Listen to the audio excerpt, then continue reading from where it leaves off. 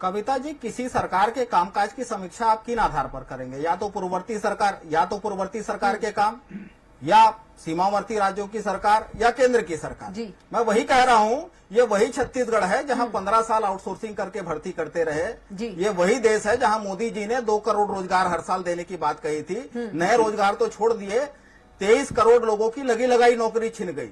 20 से ज्यादा सार्वजनिक उपक्रम बेचे हैं मोदी जी ने, लगाया एक भी नहीं।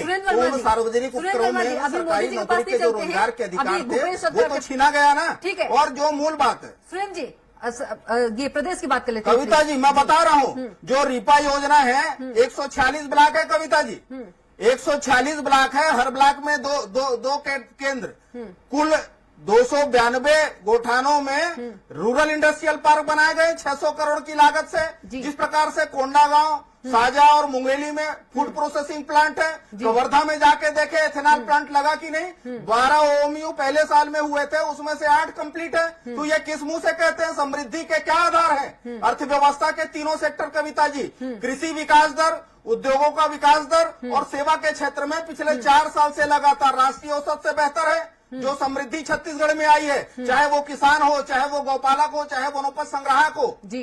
केंद्रीय योजनाओं के क्रियान्वयन में भी छत्तीसगढ़ अग्रणी राज्य है। सबसे ज्यादा मानव दिवस यदि मनरेगा में कहीं हुआ है तो वो राज्य सरकार एजेंसी के रूप में यहाँ पर करवाई है। तो कोरोना काल में भी हमने देखा, उसके बाद में भी देखा।